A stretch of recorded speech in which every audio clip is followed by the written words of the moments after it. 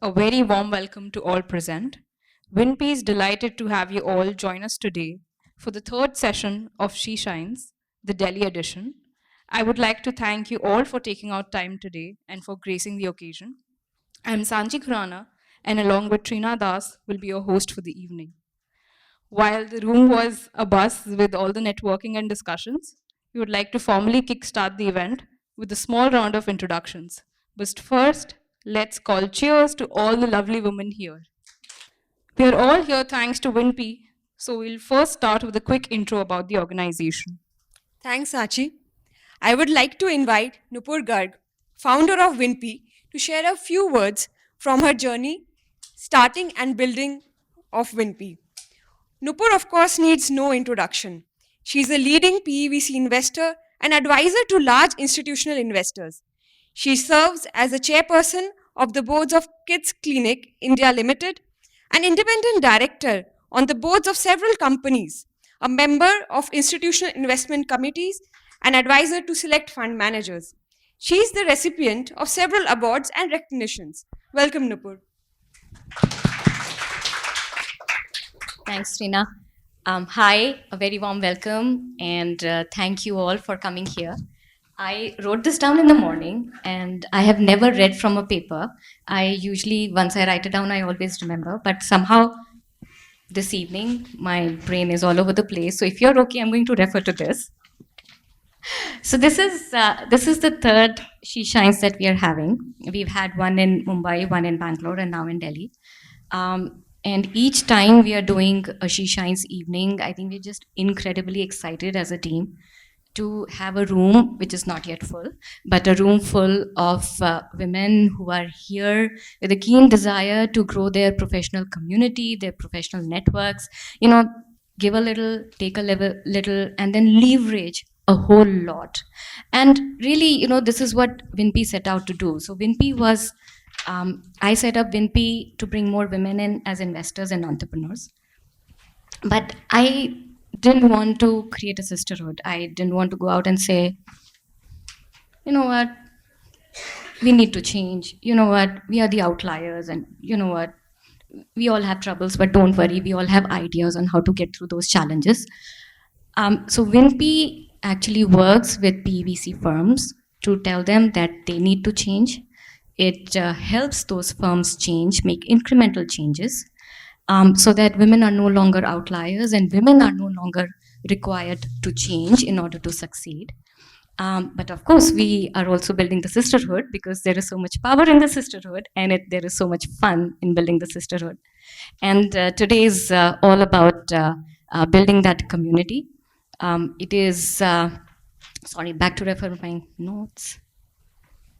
So today is all about community. It is about building connections. It is about knowing who to call and feeling comfortable who to call, build your collaborations. But at the same time, please remember that as a community, we can do a lot, right? It's the same analogy, you sort of say one finger, fist, etc., etc. But as a community, if we leverage and support each other, we can do a lot. And as WinP, we constantly request all the women that we talk to think about the cause and to champion the cause in your own little spheres of influence, right? So when we are working with PVC firms, we today have all the global brands as our member firms. And when we are helping them make those incremental changes, they're doing all of that because their stakeholders have already told them it's important. So they've heard it from their investors, they've heard it from their teams, they've heard it from their markets. But unless they're hearing it from all the stakeholders, they do not feel the imperative to make the change. So in some manners, in some way, it is a responsibility for each one of us to go and talk about it. And it doesn't have to be an activist conversation. It's as simple as saying, why don't we have more women? And that question can itself kickstart a conversation, a debate, a dialogue, whatever, but it kickstarts an awareness, and that process is extremely important. I'll stop there because I can speak on that for a very long time. I will hand over to Sachi and Trina to take you through the rest of the evening. Please make the most of these brilliant women who are here and are willing to share their time and experience with everyone. Enjoy the evening. Over to you.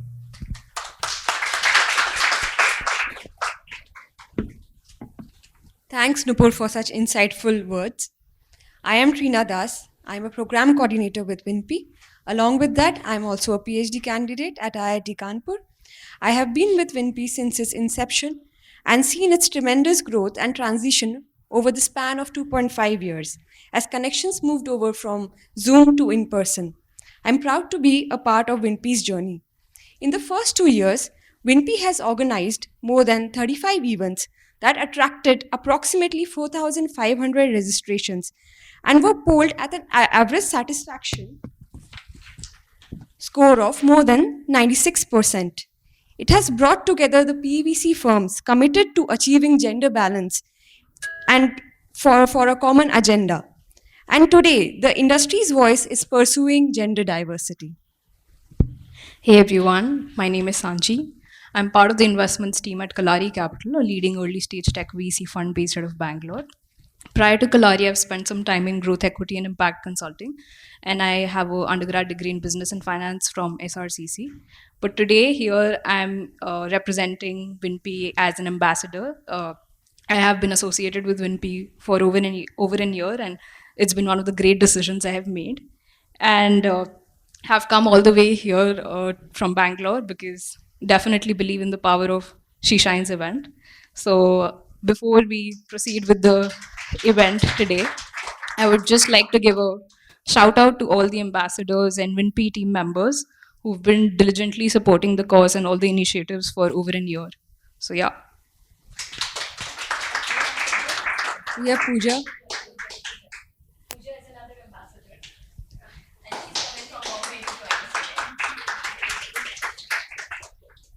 She Shines with WINPI are in person networking sessions for women in the investing in entrepreneurship ecosystem. We believe that the importance of building strong networks cannot be underscored too much. The number of women in investing in entrepreneurship continues to be small, and it's imperative for everyone to know each other, support each other, and leverage each other, as Nupur said before. Though through these events, WINPI attempts to bring women together to meet old friends and make new ones. Once again, a warm welcome to everyone to the third edition of She Shines here in Delhi. The SheShines event is especially curated to encourage all of you to engage in meaningful conversations, build long lasting relations with like minded women. We will kickstart the evening with a panel discussion that will be followed by the hosted table discussions. We have industry leading women who will each host a table discussion on a topic. You can refer to the cards which we will circulate shortly for the topics that are going to be discussed on each of the table. We'll invite you to join the conversation and you can move across the tables to maximize your interaction with the speakers and make the most of the evening out of here. Reiterating to what Trina said, before we kickstart the panel discussion and introduce our esteemed panelists, I would like to remind once again our audience that this panel discussion would be followed by a closed group table discussion. We'll cover what each panelist will discuss during their introductions so that the audience can decide which table they want to be a part of. These topics are also displayed on the printouts kept on each table, so you can refer to that as well. We will shortly keep it. Now that we all know the agenda, let's get started without any further ado. Introducing the superwoman we have today. Introducing our first panelist, Alka Goyal. Alka is the founding partner of Alchemy Growth Capital. She's standing right there. A growth equity fund focused on consumer wellness and healthcare.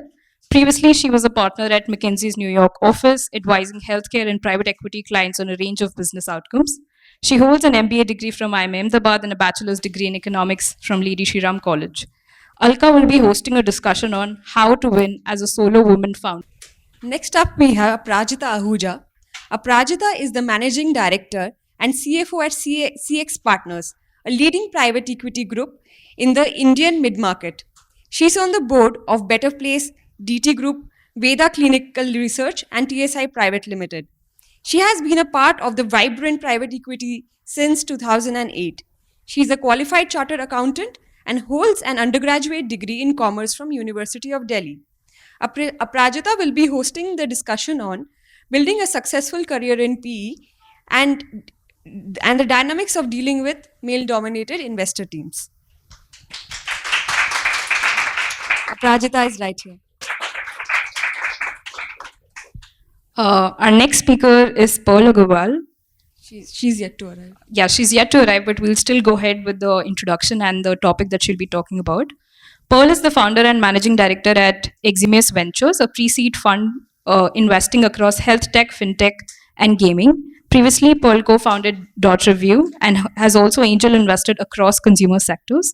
Previously, she was a private equity investor at Global Infrastructure Partners and worked in the investment banking division at Merrill Lynch. She holds an undergraduate degree in economics and corporate finance from University of Texas. Pearl will be hosting a discussion on Journey to the Zeroth Check. Next up, we have Vinita Katara. Vinita joined Russell Reynolds Associate in 2014 and has over 14 years of executive search experience. Over the last several years, Vinita has successfully completed a number of CFO and CHRO searches in technology, healthcare, consumer goods, industrial sectors.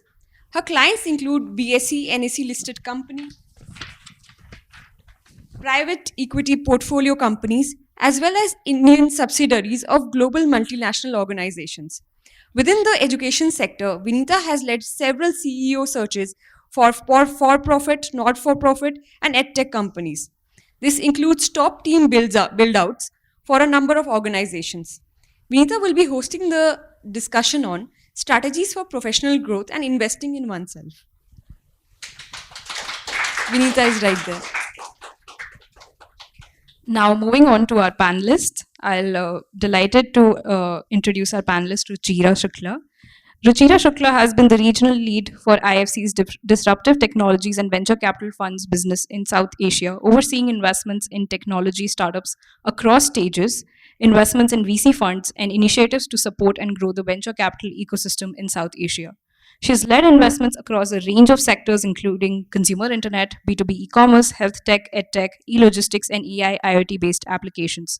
She's an active board member on a number of startup boards and represents IFC on the boards of Byju's, Blackbuck, Bizongo, Power to SME, and many more firms, and on the limited partner advisory committees of IDG, Stellaris, and Pi Ventures. She has worked for over 25 years across venture capital and private equity, investment banking, M&A, strategy consulting, and held operational roles in technology startups across US, Europe, and India.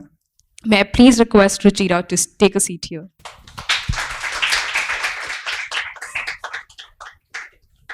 So next we welcome Dr. Shikha Nehru Sharma. Dr. Shikha is a medical doctor by training and has completed her MBBS from Maulana Azad Medical College, Delhi. She is the founder and managing director of Nutriwell Health India, a company formed with the purpose of delivering preventive healthcare advisory programs. She has been associated with Aspen Global Leaders Fellowship, BMW Young Leaders, and has been the National Health Chair for Young Indians, a subsidiary of the CII. She is also an expert advisor to FSSI and co-chair of health at ASSOCHAM. May I request Dr. Shikha to please take a seat.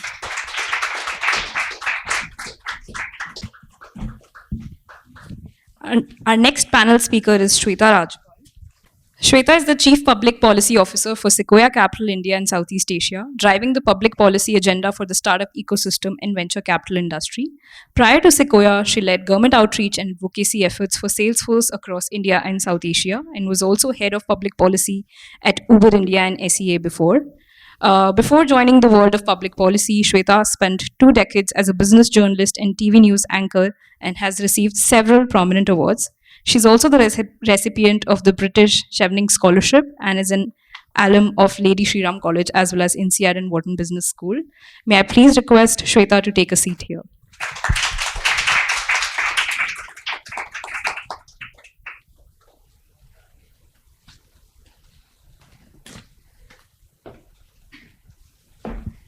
Over to our panelists here. Thank you. Thank you, guys. This is a fabulous event, and I must thank WinP for having us here today. And a very important cause. Women everywhere, and we were talking about that before the evening started, have struggled to succeed, to prove themselves in very male-dominated careers, been in an all-boys room, and always been having to work that much harder to prove their worth. And I think the one thing that can solve that, which many of us have always wondered throughout our careers, is access to the right people, access to the right dialogue. And it's always felt that men had it easier.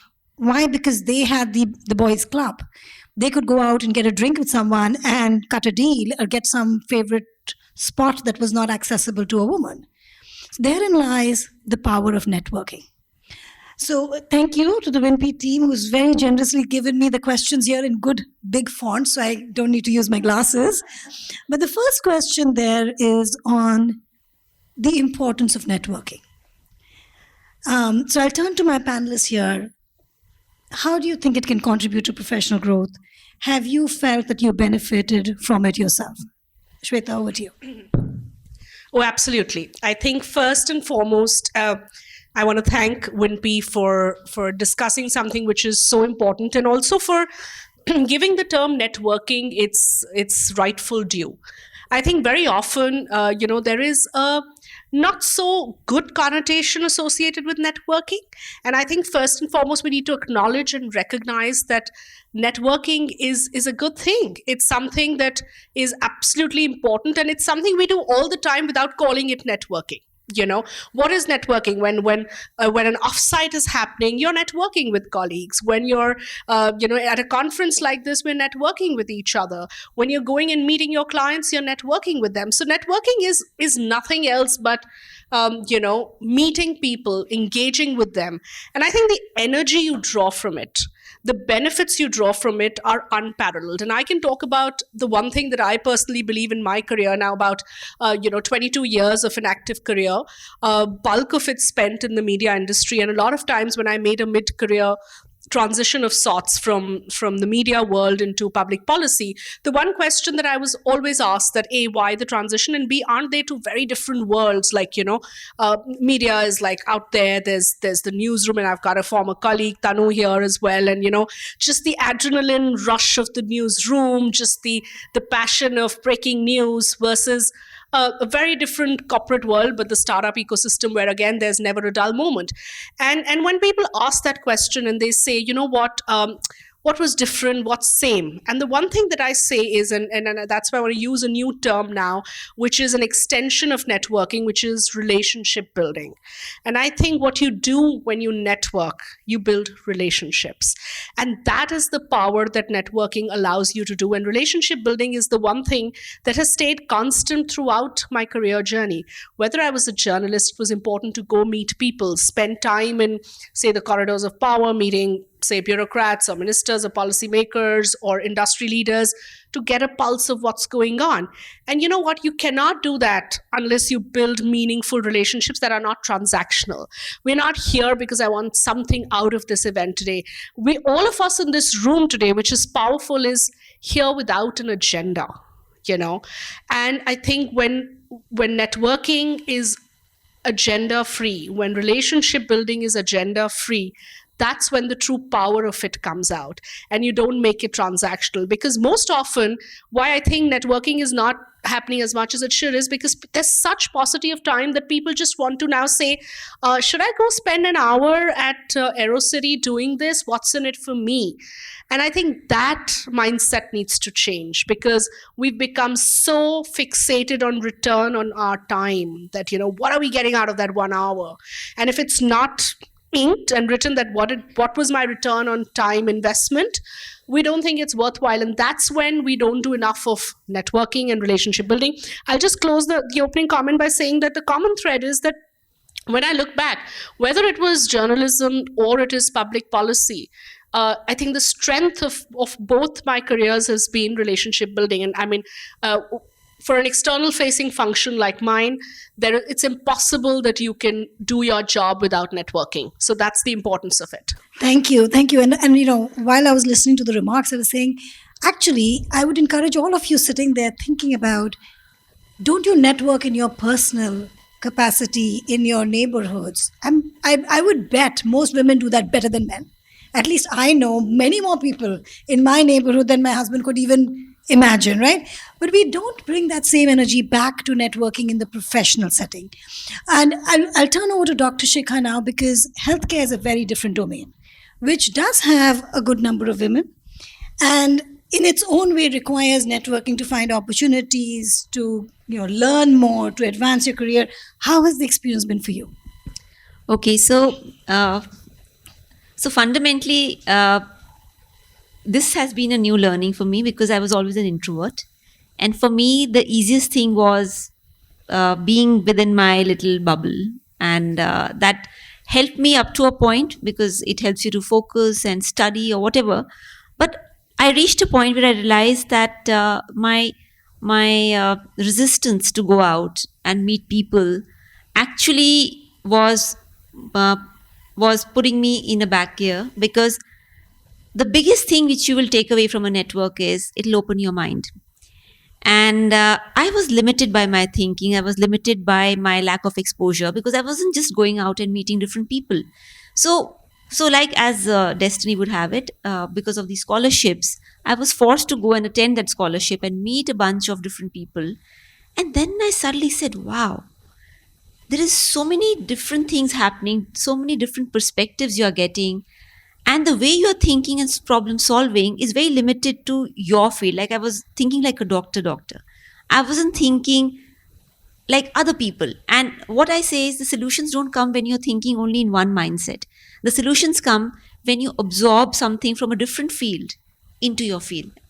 And that's also that leads to innovation.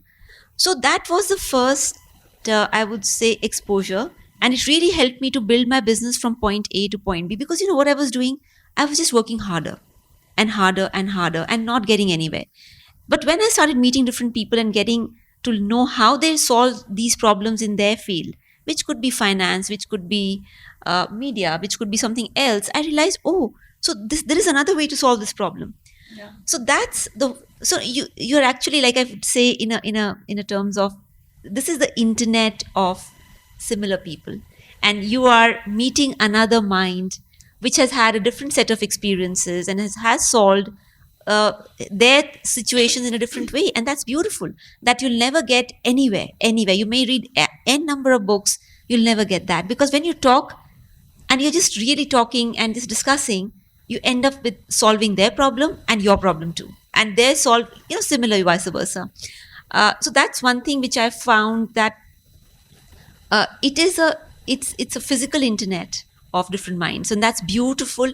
And I echo the thought of Shweta. What she says is, I've always believed that transactional relationships never work, and I call them as transformative relationships. When you really engage with people, they transform you and you transform them. And transformative relationships actually are the ones which give you the kind of change which you really need in your life. And also, I want to thank Shweta. So I reached out to her just like that on a mail, and within 5 minutes she responded. So thank you so much, Shweta. You really walk the talk, as you say it. And it matters, because a lot of people might just say things and they never walk the talk, but she did.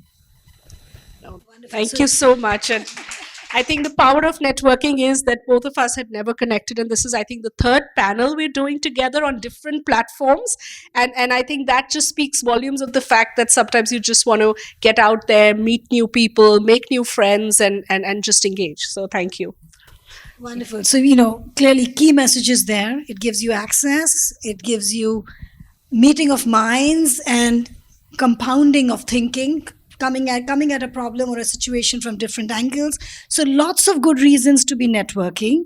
And we have seen both our panelists tell us that it has helped them. The question next is, should we be apologetic for having come to a place or reached out to a person because we were networking, quote unquote networking? And Shweta, as you said, transactional, opportunistic, superficial, and what to do, what should one do in order to not make it so? Dr. Shikha? Okay, I would take it only at a very fundamental level, and that is just be a good human being. If you are asking for help, be ready to help the other person. Also, help. I don't know if it's called help, but support. So what I'm saying is, sometimes I also feel that when you're only taking and taking and taking and not giving back, it kills relationship. So it has to be a two-way process, and that could be in any form. It could be a good advice. It could be introduction to somebody else. It could be even pointing out that, look, this will not work for you. Uh, anyway, it could be motivating somebody. And I always think that, when we work with people, there has to be a two-way movement of energy. And I also believe that people, when you start giving, you start getting 10 times more. And it's strange, and a lot of people don't believe me, but I have seen that if you shut down and say, oh, I don't have anything to give, I don't have anything to, I can't, I'm not there where I can do something for somebody. I'm still starting out. I think I'm sorry, I'm speaking a little, esoteric, but I think the energies block you. So the moment you start feeling I have nothing to give, you don't get anything. So I think it's a churn where it has to be a two-way process. Very, very well said. And in fact, I think it'll make networking easier because I found that as well. Whenever I reached out to somebody thinking, oh, maybe I'll gain from this association, it's been a very limiting transaction. Whenever I walked into a room and said, you know what, this evening, I'll try to look for what I can give to whoever I meet. When you approach a situation with that mindset, it just opens up your own energy field and that person's energy field. And there's no loss to you because you may have thought I'm here to give, but like Dr. Shikhar said, I'm a big believer in that too, that you never know where that relationship will lead and that it will be mutually beneficial. So I think that is one way to get over the hesitation and reservations. Anything to add, Shweta, from your perspective? Yeah, I love the concept of give and take, and I'll just take that forward from what Dr. Shikhar is saying. So I think there are relationships where you will feel it's only give, give, give. There are relationships that are give and take. There are relationships where there is a lot of take. I think it's okay depending on who it is. So if it's a mentor-mentee relationship, you may feel that it is a lot of taking in, and you're not, but like Dr. Shikhar said, you don't even sometimes realize that you're as much shaping someone else with your energy and your conversations as the others. So I would say that it's important that we don't get bogged down, but the intent and the heart is in the right place. Like I said, the problem is when you approach with a mindset of just taking. That's when you are seeming opportunistic, as she said. You're seeming like you're here to just extract something, and the other person can sense that in your networking immediately. But to your question earlier, should you be apologetic about reaching out to somebody? Absolutely not. I mean, that's the whole idea. I mean, be absolutely confident and unapologetic that if you've met someone in a setup, which is a professional networking setup, or it's an accidental meeting, and you think that the two of you can benefit by taking forward that conversation, it's very important that you don't feel like you're being judged there. Do not hesitate to reach out, and also do not judge if you're not helped, right? So it's very important to understand that everyone's well intentioned. There are times people do not end up responding, not because they don't want to, but because they probably just think they will do that later. So the idea is that in every relationship there has to be first the foundation of trust. Go with it with an open mind. Do not, and networking, I think, again, taking forward what Dr. Shikhar said, I think personally, I feel, and I don't know if all of you agree, and would love to see maybe a show of hands, do you think there is an innate need for higher in-person networking post the pandemic? I mean, how many of you feel that? Yeah, so everybody, I think the one thing that the pandemic has done is it has made us understand and realize what we took for granted, and when it was taken away from us, how much we wanted back. And if you look at any event, you're seeing a lot of attendance. You're seeing people wanting to come out and do this because they've realized that there is absolutely no replacement of that energy you get from meeting a person IRL, in real life, and that's the energy you want to drive, and you want to. Yes, we've had some fantastic conversations on Zoom, and they were great. But you know what? Nothing compares to being in person, meeting someone, in real flesh and blood, as you say. So I think networking per se has undergone a change post-pandemic, where people value it a lot more. There is greater gratitude when we do things like this. Yeah, and the one thing I would add that would make that stigma go away of, it's opportunistic or it's self-serving is, I found that it's worked better for me when I've tried to really know the human that I was trying to network with, and not just the career or the profession that I'm trying to network with, right? Like, so when you're going out and talking to someone, don't only ask questions of what do you do and this is what I do and here's my resume. It's not a resume exchange. It's a human to human connect. And the more real that is, the more long lasting I think it'll be. Coming back to the next question that people wanted to learn about was, how do you maintain them? So, okay, you've reached out to someone, they've responded, you've established a good connect. Where do you go from there? How do you sustain those relationships? Dr. Shikhar. Tough one. Tough one. I think it's about when you and you're right about it. If you meet somebody and you, at the end of the day, you connect with the human being, you also remember them about who they are. And I think somewhere, if you're able to even connect them on a LinkedIn, or if you're able to even share something interesting which you thought might be useful for them, anything, like there's so many people you can't connect every day, you can't connect regularly, they are busy, you're busy, but if there's something of value which you share with them at the right time, it matters. And I think that's very important. And what I feel is that a lot of times, and I'm I've been told many times that I'm too emotional, but today I feel it's a strength.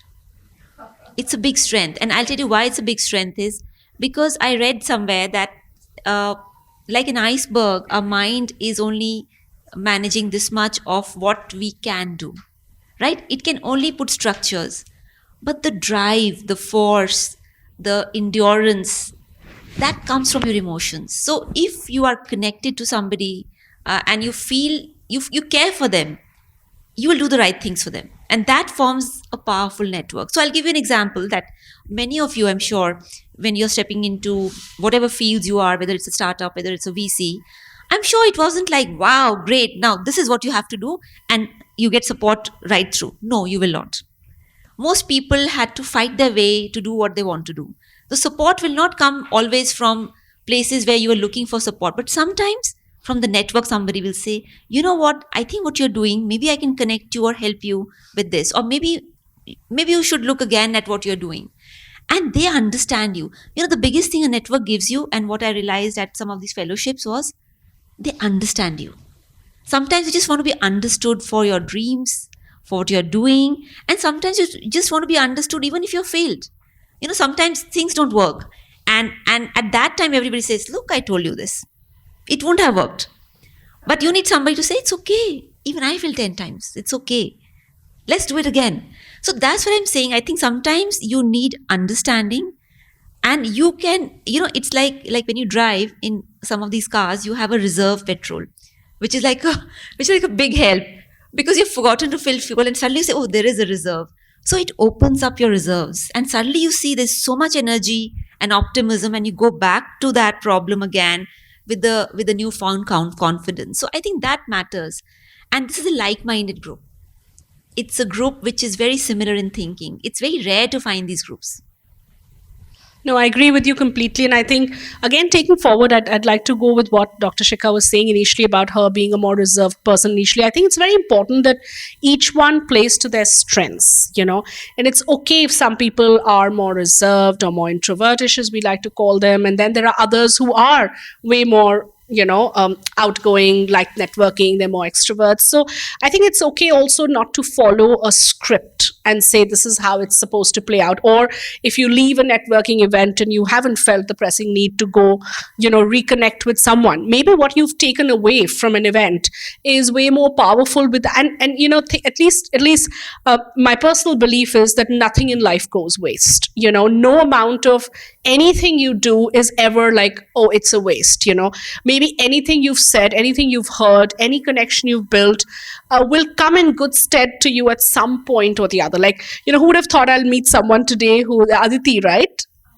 Pooja, I'm so sorry. So Pooja and I met in the restroom, and she said, this is the third time that we're actually interacting, because we met in 2017 and then maybe last year sometime. So I was at Uber at that time, and you're like, oh my God, you probably sometimes many years later recollect something, or just bumping into, like I said, my former colleague Tanu, who's now a founder, and we're talking, and I instantly sent her. In fact, this is something I'd love to share with each one of you, and Sorry, Nupur, but I'm using the platform. But you know why I believe sometimes things are meant to be and things happen at the right place at the right time. I had accepted this event many weeks ago, but it's just today that Sequoia, as a venture capital firm, has announced its second cohort of the Spark Fellowship, which is actually a fellowship for only women entrepreneurs, where we are giving out a grant of $100,000 equity free. So you get to keep your startup, it's yours, there's no equity we take, but it comes with a 4 month of absolutely free mentorship program, and we accelerate and take you through the journey of company building. And just when I was walking in here and I'm like, oh my God, I will have a room which will have women founders. And I just called immediately and I said, you know what, I want to announce this today. It's not meant to be, and I'm literally thanking you for giving this platform. But immediately when I met some founders in the room, I was like, okay, hold on, I have some news for you. This is an announcement. I'm sending it to you. None of this was planned, and we don't know if it's going to help any of you in the room, but that's why it's important to show up. It's important to believe that you need to just be there and without an agenda, as I've always said, and play to your strengths and just flow along. That's important. Absolutely. So play to your strengths, which also means just be who you are, because that's what the other person needs. Much as you may, and we all do it, we're all women, and therefore we are guilty of having undermined ourselves or thought less of ourselves. And especially when people think, oh, networking has to be done upwards. That's not the case. You know what? A lot of people want to network every way, upward, downward, sideways, every which way. As long as you think about it as a human connect where there is a give and take, and there is a mutual growth, it doesn't matter. You just be who you are, and the people around you will gain from it. So great remarks, guys. Moving on to the next question here is about internal versus external networks. Many times we either are very good internally in our organizations, we know our departments and maybe the next department, but don't spend too much time outside. And in some cases, we are spending time outside, but not too good at what we're doing internally. So, to you, since Sequoia is a large platform, how has that worked for you, and and then Trika, I'll come to you as well. But any guidance to the crowd on the internal versus external? So I think a lot depends on your role and your function. I think internal connections are a given, and most organizations work towards that, right? They ensure there are offsites, there are team meetings, there are collaborative opportunities. So, but we still realize that despite there being so much effort being put in organizations, some people totally fail at it. You look at people and they say, we don't have relationships at the workplace. We haven't built strong enough bonds that would take you beyond being mere colleagues. And I think that's to the individual and whether they found the right set or the right like-minded people. On external, to your question, I think a lot depends on your role. So, for instance, I'll give you the example of who I consider my mentor, Rachel Whetstone. So she was the global head of PR and policy, first at Google, then at Uber, where I worked with her very closely, Facebook, and now she leads communications at Netflix. Even though she leads she's led 300 member team of communications professionals, she herself is what you would term an introvert and doesn't talk. But the one thing she taught us, and because she was here to lead a team, was that if you're in a function like policy or communications, right? If it's an external facing function, she said, look at your calendar and just assess your meetings. If you're spending more than 75% of she said that if you're spending more than 25% of your time, in the office, you're doing something wrong. So she said, because you're an external facing function, 75% of your time should be outside. You should be out meeting people, and like we often talk about, say, a communications person who's going out and meeting journalists. Again, the same thing. It's not a transactional relationship. Oh, I want you to kill this story. I want you to do this story. It's about building that deep bonds and relationships so that tomorrow a communications person can call a journalist when required because that relationship has been built. And I've seen the proof of that, having spent 18 years in the media, that most often PR professionals who just call you for getting their work done don't get their work done. It's the people who have spent hours and hours building that relationship with you without an agenda, who you would be more interested in helping and serving, and that's exactly what at least I believe in the policy world today. When I'm coaching founders on public policy, the first thing they say is, what is public policy? What do you want us to do? So one thing I say, you're a founder, you're used to measuring your time by the second. So you have to understand that in public policy there are no returns. There is no going to be no, I mean, you have to go maybe attend a meeting at an industry body, which after 1 hour you'll say, oh, I wasted my time, why did you call me here? So you have to be okay with the fact that it will seem like a waste of time, but it's not. And it's very hard to convince founders to do that, especially when they're blitz scaling, they're used to high growth, and you say, you know what, you have to just come for a meeting for relationship building. And they're like, but what is the use of that relationship? And you're like, nothing. But when you require that one policy to be changed, or when and ironically, it's a classic case you see across sectors with founders. Initially they don't care. Very few of them say, oh, public policies are nice to have, maybe I'll do it sometimes, I'll take out a little bit. And I'm like, no, you need to take out time to go meet government, to go meet policymakers, regulators. No, but I don't require it in my business. Slowly their sector or their business is big enough that the government notices it, and you're like, you know what, I think we need to regulate you. And that's when I start getting 100 calls, oh, we need to go meet government. And I'm like, but when I was telling you a year ago, you were not interested, right? Now you want the same people to say, please do not regulate my sector, please do not kill my business. But you need to start having those conversations early on for them to understand your business, for them to give you a seat at the table and say, you know what, if I'm regulating your sector, I want to hear your voice. But if you've not done that in time, then be prepared that you're going to face harsh regulations. And then there are some at the extreme end of the spectrum who cannot survive without government relationships. So I'm sorry for a long answer to your question. It really depends on the role and the function you're in. Some are external facing roles, but I think if you're a professional, you don't have a choice. Your ratio can change. You can make it 50-50, 25-75, but it cannot be 0 and 100. Like, you're only internal and you're not external. You cannot be a professional and not network. I mean, that's a given. Wonderful. And I'll add another nuance here. So we talked about internal and external. The other thing is formal versus informal. For those of you who've been part of large organizations, and I think a lot of the IFCers will remember, there are so many balcony cigarette conversations that used to happen at IFC, right? And I used to sit there and wonder, what the hell are they discussing, right? And why am I not getting that juice, right? I want to get all that information. And if you're not part of that balcony cigarette chai conversation, how do you get it? That's an informal network. They're actually networking. And the answer to that is, I mean, at least in my mind, and I'd love to hear others' views as well, is you can do that in your own way. You can do that over a coffee chat. You can reach out to somebody and say, hey, let's just get lunch together. There are different, and one has to sometimes actively think about that, because otherwise it's very easy to be left out and to say, okay, this is only available to those people who partake in this one activity together, and I'm not included. But you can create your own channels. Dr. Shikha, in the world of healthcare, how does this play out, internal versus external?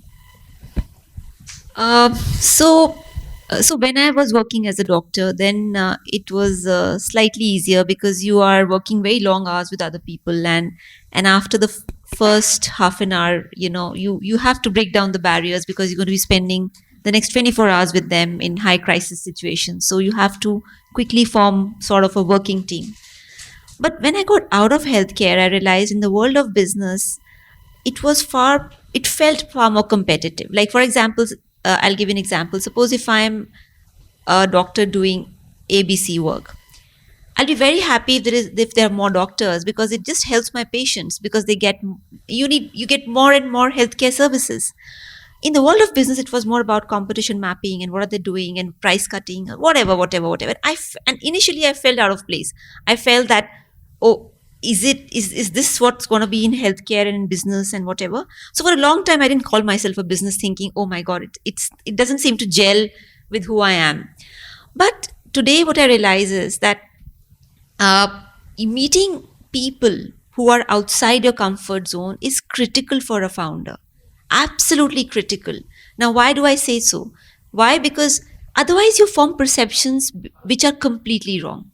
Completely. And then with those perceptions, when you go and meet those people, it's worse.